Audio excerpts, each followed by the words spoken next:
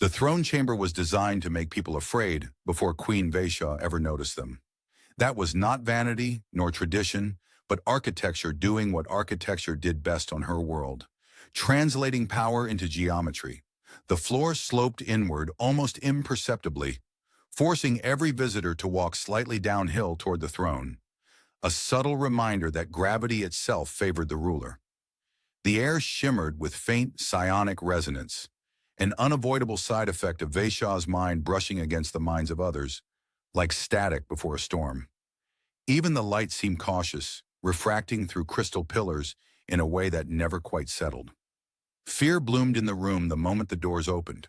Veysha sensed it instantly, the way she sensed all things emotional, like pressure behind the eyes. Courtiers carried it differently than soldiers. Courtiers wrapped fear in ceremony and politeness, layered it under rehearsed bows and ornamental silence. Soldiers brought it raw and metallic, mixed with discipline and a stubborn refusal to flee. Diplomats were the worst. Fear braided tightly with calculation, every thought shaped by what might keep them alive 5 minutes longer. She read them all without effort. She always had. Queen Veysha sat upright on the throne, long ears angling back slightly as her awareness expanded.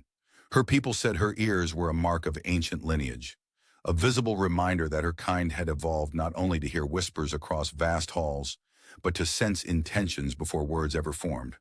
To Veysha, they were simply part of her body, no more remarkable than hands, though she had learned over time that humans stared at them far more than they should. The doors opened again. Another advisor was announced, voice trembling, just enough to be noticed, but not enough to be punished. Veysha prepared herself for the usual pattern. Fear spike, emotional flinch. A carefully neutral mask slapped over panic like plaster over a cracked wall. The pattern did not arrive. Instead, something strange brushed the edge of her perception. Not emptiness, she would have noticed that. Not defiance either. It was cluttered. Mild anxiety, but unfocused. Concentration. A faint irritation that the floor was slippery. A passing thought about whether he had left his datapad in the wrong chamber. Fear was present, technically, but pointed in the wrong direction, like an arrow aimed at the ceiling.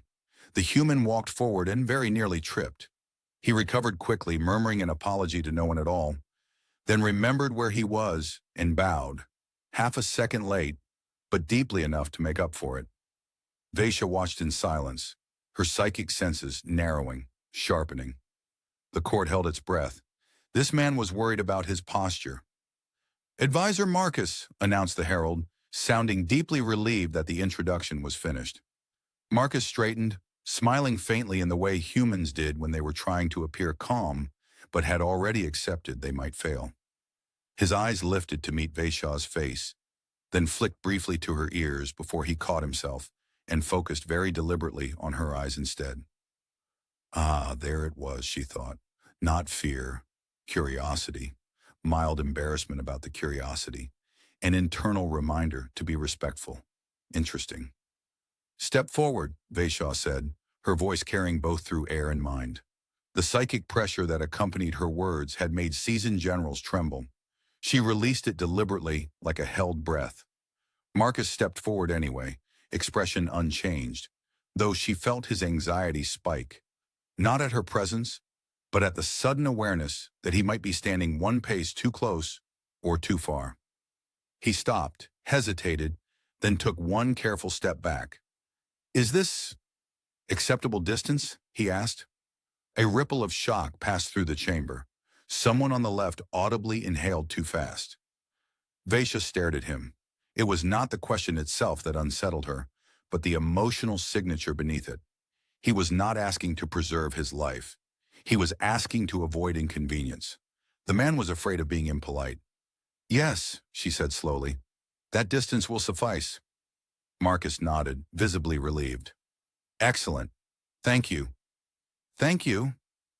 Veysha felt something twist in her perception, like a familiar instrument producing a wrong note. She reached deeper, more carefully this time, peeling back layers of thought she usually ignored. The human's mind was not shielded. It was simply open. Thoughts drifted through without defensive structure.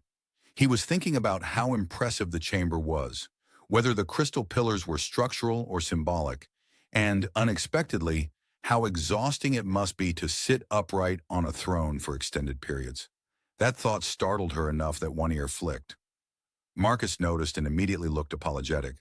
"Sorry," he said. "Was that? Did I say something wrong?"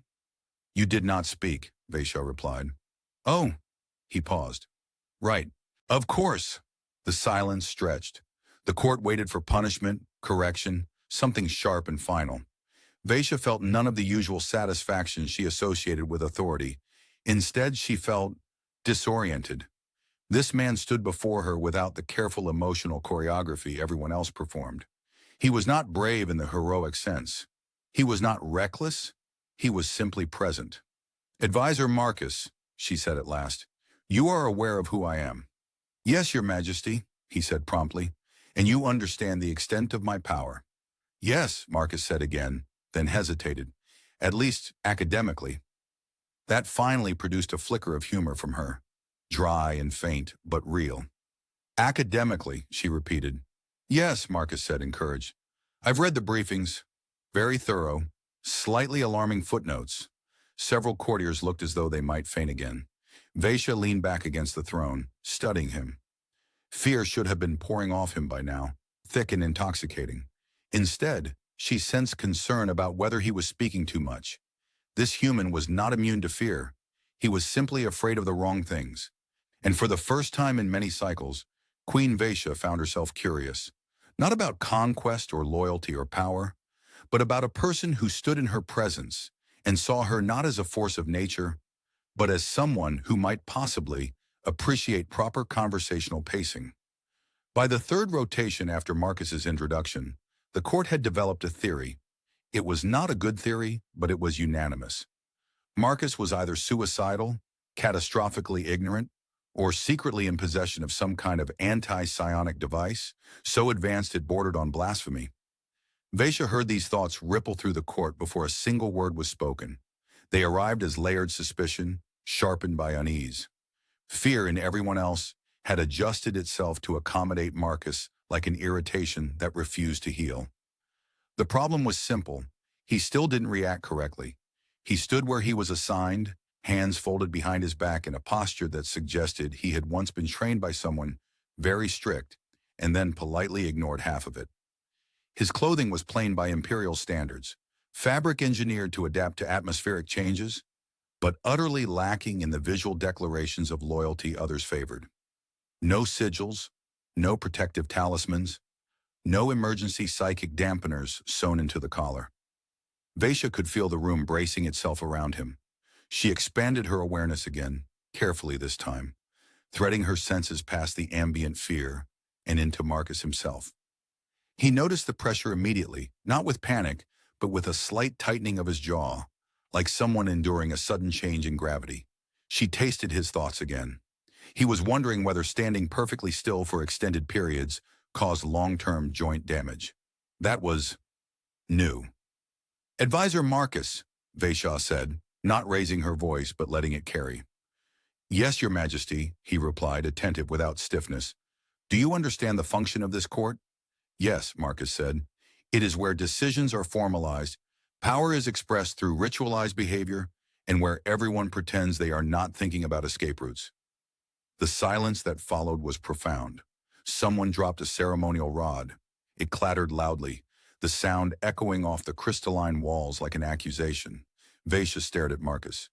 "You believe they are thinking about escape routes." Marcus glanced around, then seemed to realize what he had said. Not consciously," he added. "Mostly, it's more of a background process, like checking exits in a crowded transport hub. Humans do it too. We just pretend we don't." That earned him several hostile glares, and one look of outright betrayal from a senior noble who had, in fact, mapped every exit the moment she entered the room. Veysha did not punish him. Instead, she felt something dangerously close to amusement. "Your honesty is inefficient," she said. Marcus smiled faintly. "I've been told that before." She shifted slightly on the throne, long ears angling forward as she studied him. Most who serve here calibrate their behavior according to what they believe I wish to perceive. Yes, Marcus said. That seems exhausting. A ripple of outrage passed through the court. Veysha felt it, tasted it, dismissed it. And yet you do not. No, Marcus agreed. I calibrate according to what is accurate. That answer unsettled her more than defiance ever had. Accuracy was not an emotional posture she encountered often. People adjusted themselves to survive.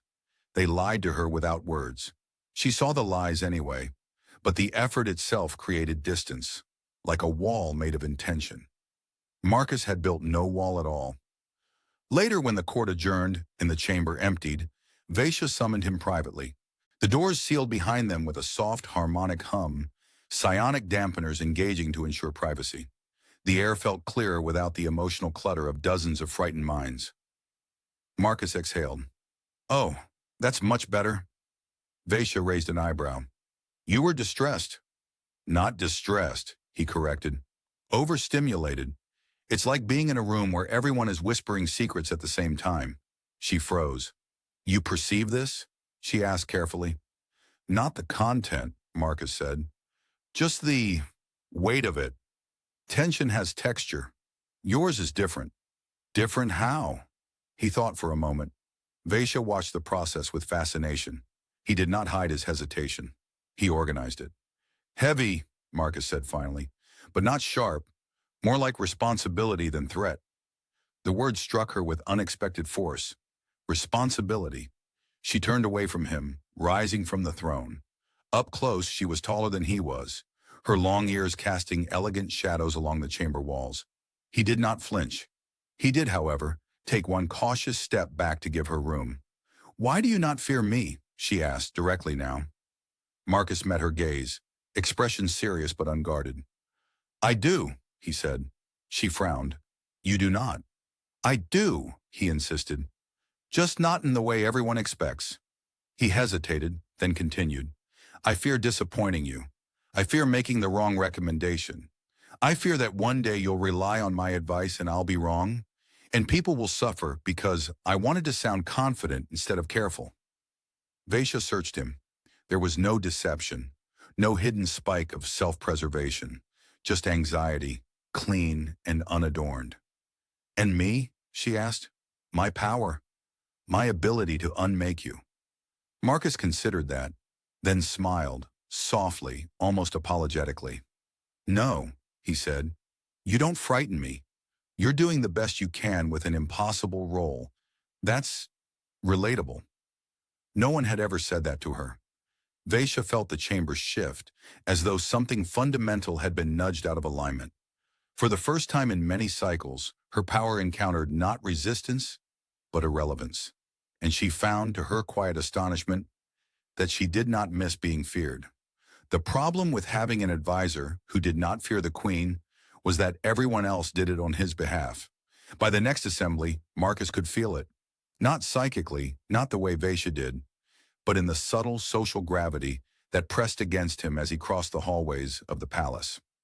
Conversation slowed when he approached. Eyes tracked him, not openly, never openly, but with the same careful attention one might give to an unstable reactor that had not yet exploded. He adjusted the strap of his datapad and sighed quietly. So this is how it starts, he muttered to himself. First confusion, then suspicion, then someone invents a conspiracy wall with strings. The palace corridors were alive with technology disguised as art.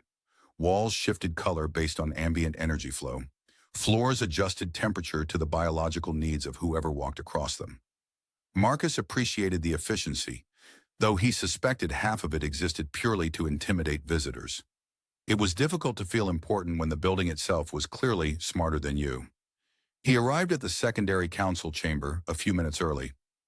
Veysha was already there. She was standing near the panoramic viewport, long ears angled back as she observed the planet below. An endless sweep of bioluminescent cities threaded together like constellations fallen onto stone. When she sensed Marcus enter, she did not turn immediately. You walk differently when you believe no one is watching, she said. Marcus froze mid-step. That's unsettling. Yes, she agreed calmly. He relaxed and finished crossing the room. For the record, I also walk differently when I believe the floor might shift under me. Your architecture has trust issues. That earned a subtle flick of her ear, something he was beginning to recognize as the closest thing she had to a smile. Sit, she said. He did, choosing a chair that looked ornamental but mercifully did not attempt to scan his vital signs or emotional state. The chair clearly wanted to. It failed. Veysha turned to face him fully. Up close, the effect of her presence was undeniable. The air felt denser around her, charged with restrained psychic force. Marcus noticed it the way one notices pressure changes before a storm. Not dangerous yet, but demanding attention. Reports indicate unrest among the inner court, she said. They believe you are manipulating me. Marcus blinked. That seems ambitious of me. They believe you are immune to my abilities. He winced. That's worse. You are not immune, Veysha said. No, Marcus agreed. I just don't personalize your power. She studied him. Explain. Marcus leaned back slightly, thinking. If a star emits radiation, I don't hate the star for it. I wear protection, adjust my orbit, respect its mass. You have emotional gravity. People orbit badly. The silence stretched. Veysha absorbed the analogy carefully. You reduce me to astrophysics, she said. I elevate you to astrophysics, Marcus corrected. Very different emotional experience. That time she did smile, briefly, sharp and surprised. The council began shortly after, and this time Veysha did something unprecedented. She asked Marcus for his opinion first. The room reacted instantly. Fear spiked, confusion layered over it, and beneath both, resentment. Marcus felt the shift even without psychic senses. It was like standing in water when a current suddenly changed direction. He cleared his throat. With respect, he said carefully, the proposed resource reallocation will stabilize the outer sectors in the short term, but it creates dependency. If you want loyalty, invest in infrastructure. If you want silence, proceed as planned. Several nobles stiffened. Veysha listened, not to the fear, not to the outrage, but to the content. For once, her mind was not distracted by emotional distortion. Marcus was responding to the problem, not to her. Why does everyone else recommend silence? She asked the room. No one answered honestly. She felt the fear constrict their thoughts. Marcus raised a hand slightly. Because silence looks like control, he said. And control feels safer than trust when you're afraid of losing power. The chamber held its breath. Veysha turned to the nobles. Is this false? No one dared say yes. The decision shifted. Infrastructure funding was approved. The court left unsettled, whispering. Later, alone again, Veysha regarded Marcus with something new in her gaze. You are becoming dangerous, she said. Marcus grimaced.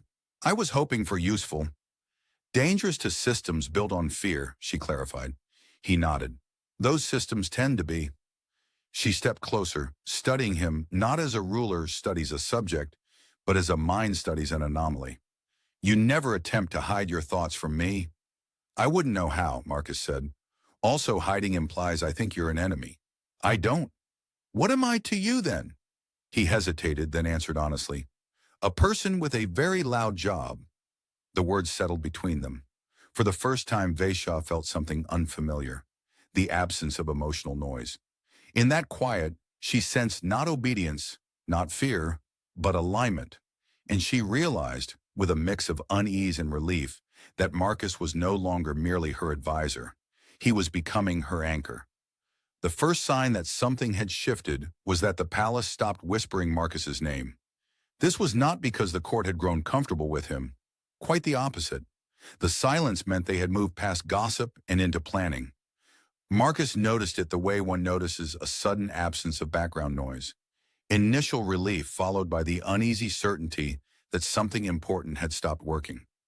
He adjusted his pace as he walked beside Queen Veysha through the upper corridors, where the walls projected slow-moving star charts and predictive simulations of possible futures. Entire wars bloomed and faded along the glass-like surfaces, reduced to elegant arcs and probability curves.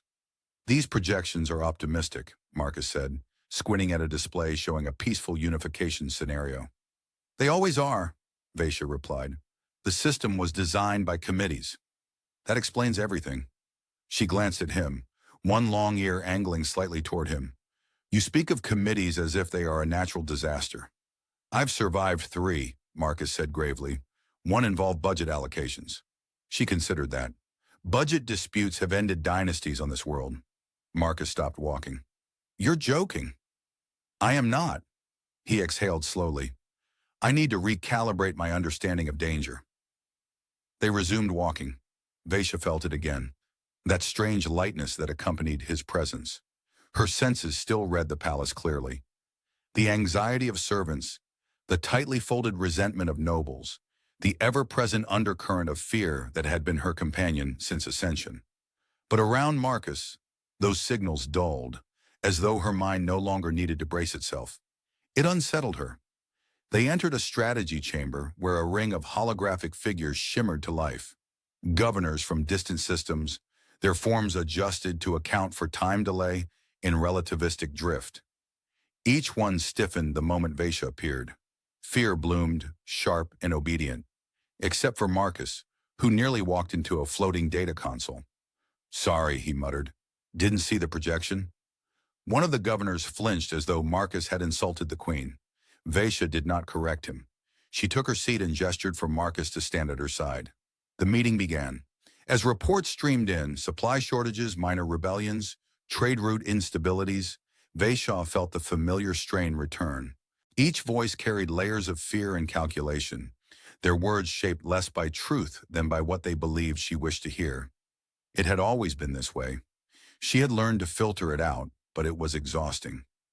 Halfway through a particularly evasive report, Marcus leaned slightly toward her. He's omitting the third factor, he whispered. Veysha did not look at him. Which third factor? Personal incompetence, Marcus said quietly. It's usually the hidden variable. Her ear flicked before she could stop it. She addressed the governor directly. You have not accounted for the failure rate of your own administration. The governor paled. Your Majesty, You have, she corrected, but you did not say it aloud. The connection went silent. Marcus winced sympathetically. That's going to haunt him. After the session ended, Veysha remained seated, staring at the fading holograms. You disrupt patterns, she said. Marcus nodded. I've been told that as well, usually by people holding resignation forms. Do you intend to leave? The question surprised them both. Marcus looked at her, genuinely startled. No, I mean, unless you want me to. She searched him instinctively. There was no hidden agenda, just concern. Not for himself, but for the disruption his departure might cause. Stay, she said. He smiled, relief softening his features. All right. That simple acceptance echoed louder in her mind than any oath. Later, as she stood alone in the private observatory, Veysha allowed her psychic awareness to expand unchecked. The court's emotions pressed in, louder now, sharper. Fear of Marcus had begun to eclipse fear of her. That was inconvenient. He joined her quietly, hands clasped behind his back. You're thinking very loudly, he said. That should not be possible. I know, Marcus replied. It's a talent. Comes from spending time around people who don't say what they mean. She watched the stars. They believe you weakened me. He considered that. Do you feel weakened? No. Then they're probably afraid of something else. Of what? Marcus smiled faintly. A ruler who doesn't need fear to function. Veysha closed her eyes. For the first time since she had taken the throne, she imagined ruling without constant psychic vigilance, without filtering every word, every emotion, every room. The thought was terrifying and liberating. She opened her eyes and looked at Marcus, really looked at him. Not as an advisor, not as an anomaly, but as a constant. You are changing this court, she said. I know, Marcus replied. I'm sorry. She surprised herself by laughing. Not aloud, but sharply, the sound echoing briefly in the observatory. No, she said, you're not. And for the first time, the Queen of 1,000 Systems allowed herself to stand beside someone without feeling the need to be unreadable. The incident began with a door that did not open. Marcus noticed it immediately, which was unfortunate. because noticing things early in the palace usually meant they were about to become his problem. The corridor outside the advisory wing was meant to recognize authorized personnel and part with dignified silence. Instead, it remained stubbornly solid, its surface displaying a polite blue symbol that translated loosely to "Please reconsider your life choices." He stared at it. The door stared back, unimpressed. "That's new," Marcus said. Behind him, Queen Veysha paused. He felt it before he heard it, the subtle shift in the psychic field as her attention sharpened. Fear stirred in the surrounding levels of the palace, distant but alert, like animals sensing a weather change. "It is not new," she said. "It is selective." Marcus sighed. "I was hoping you wouldn't say that." The door finally slid open a fraction, just enough to admit them, then sealed again with a sound that suggested it would be filing a complaint later. Marcus stepped through and immediately stopped. The advisory chamber had been rearranged. Not dramatically. That would have been honest. Instead, the furniture had been shifted by small, deliberate increments. Consoles angled away from their usual positions. Chairs placed just slightly too close together. A strategic table rotated 3 degrees clockwise, which Marcus noticed only because he had tripped over that table often enough to develop a personal relationship with it. "This room has been tampered with," he said. "Yes," Veysha replied calmly. "They are testing variables." Marcus turned to her. "I assume I'm the variable." "You are the disruption," she corrected. "That's worse." They moved deeper into the room. Security fields hummed at unfamiliar frequencies. Data streams lagged by milliseconds, imperceptible to most, but enough to create irritation. Marcus felt it immediately, like a badly tuned instrument. "They want me frustrated," he said. "People talk more when they're annoyed." "And you?" Veysha asked. "I make jokes," Marcus said. "It confuses the intent." As if summoned by the statement, a holographic interface flickered to life, displaying a formal inquiry into Marcus's advisory authority. The language was polite, dense, and weaponized. Veysha read it in silence. Marcus watched her ears angle back. A sign he was learning meant restrained anger. "They are questioning your necessity," she said. Marcus leaned over her shoulder, careful to keep respectful distance. "Ah, the existential phase.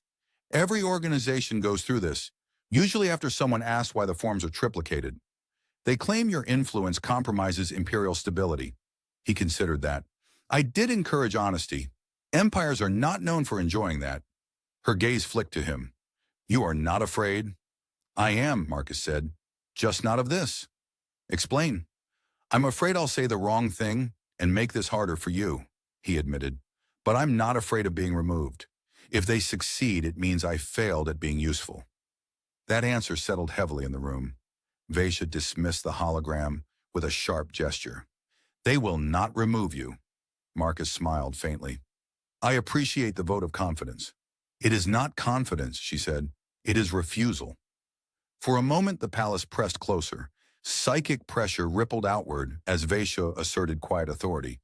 Marcus felt it like standing near a massive engine starting up. Powerful, precise, and terrifying in scale. Then she did something unexpected. She stopped. The pressure receded. "I would have ended this immediately," she said slowly. "Before you arrived, I would have silenced them. Fear would have solved it." Marcus tilted his head. But now I question whether that solution would be accurate."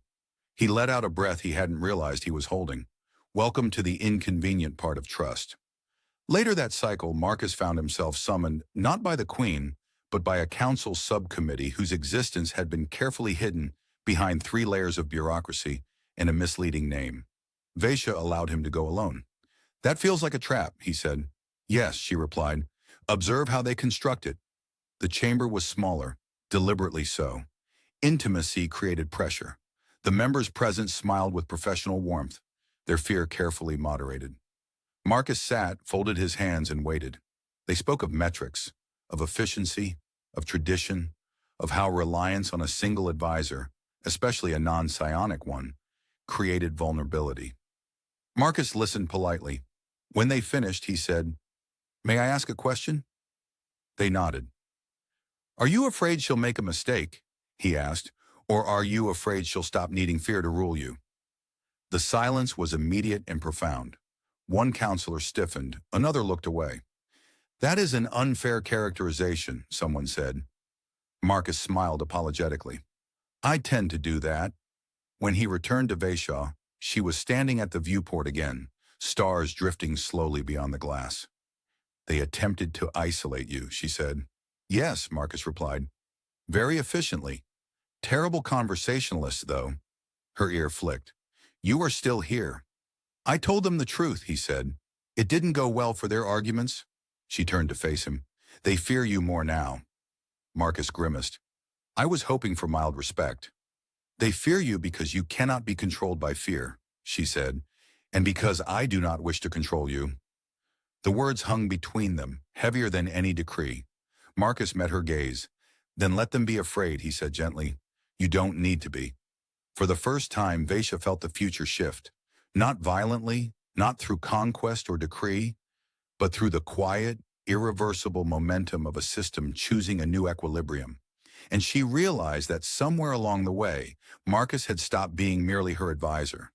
He had become her proof that power did not have to be lonely to be absolute. The attempt to remove Marcus did not begin with violence. That would have been too obvious, too honest.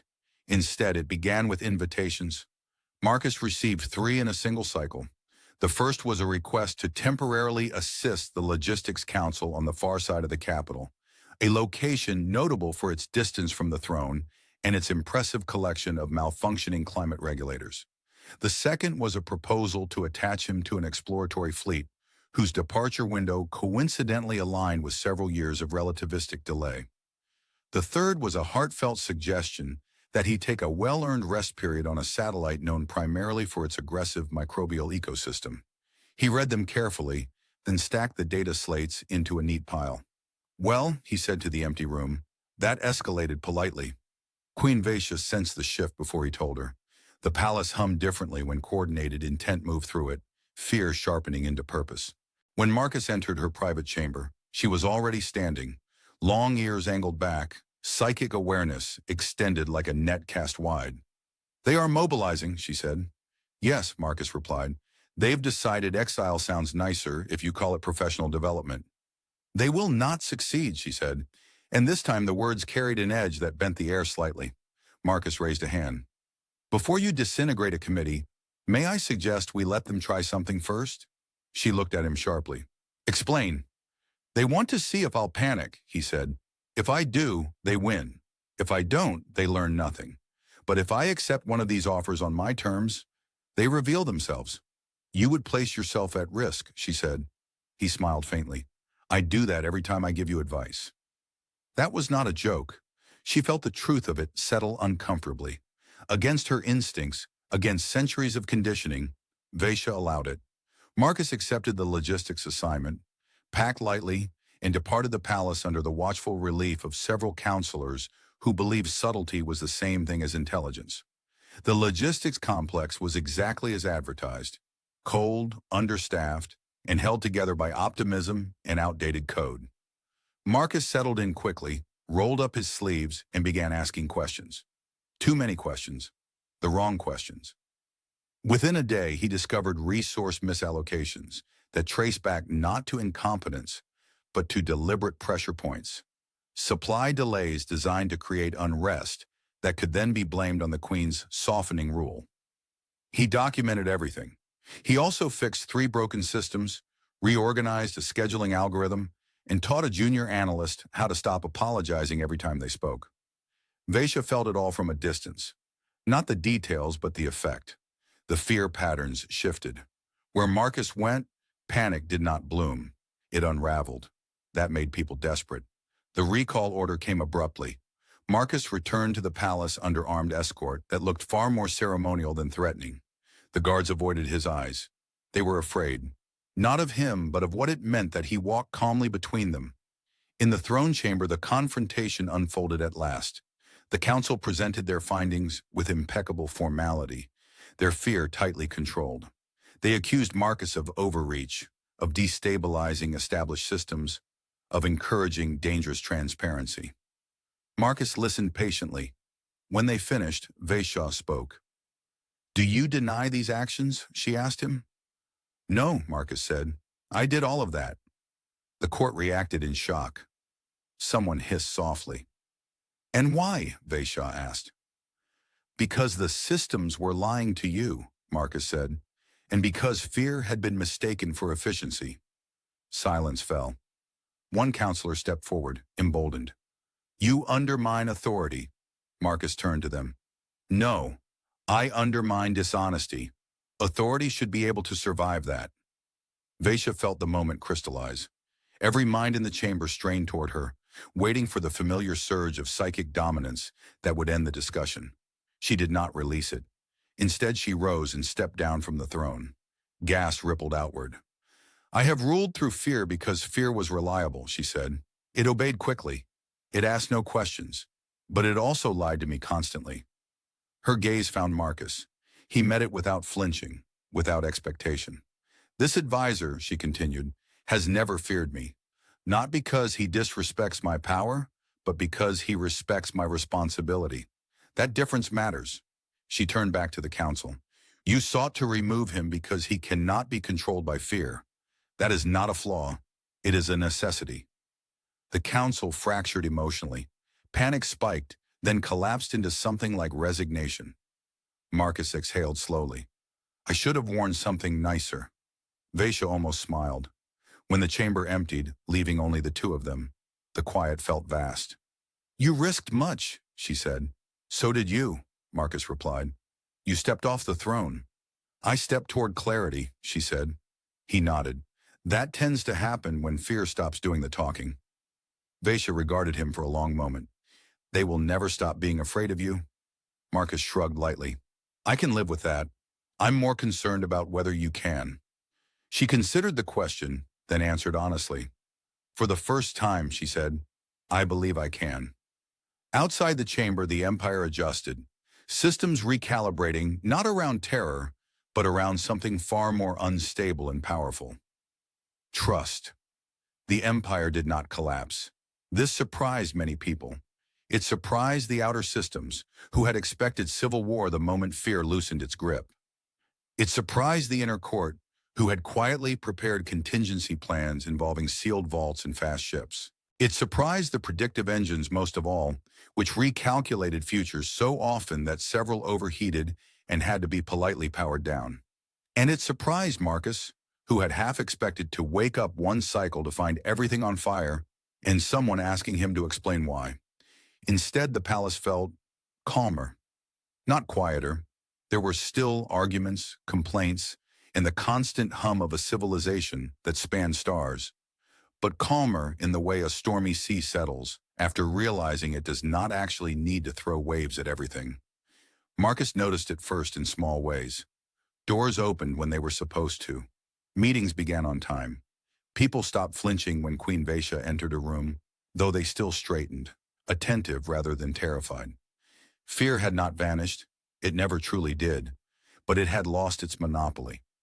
Veysha noticed it in deeper ways. Her psychic awareness still functioned, sharp and precise, but it no longer screamed at her.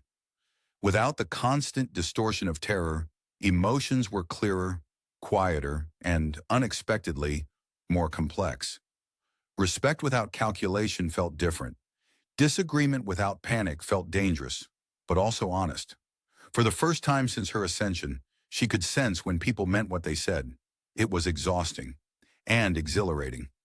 She stood with Marcus in the observation chamber, watching a convoy of ships depart for the outer systems, their hulls glowing softly as they slipped into folded space. The ships carried engineers, diplomats, and, most importantly, autonomous governance protocols that would allow systems to manage themselves without constant imperial pressure. They'll test this, Marcus said. Hard. Yes, Veysha replied. They should. He smiled faintly. You're taking this remarkably well. She glanced at him. I am still afraid. He blinked. Of what? Of being unnecessary, she said. Marcus considered that, then shook his head. You're not becoming unnecessary. You're becoming foundational. That's different. Explain, she said.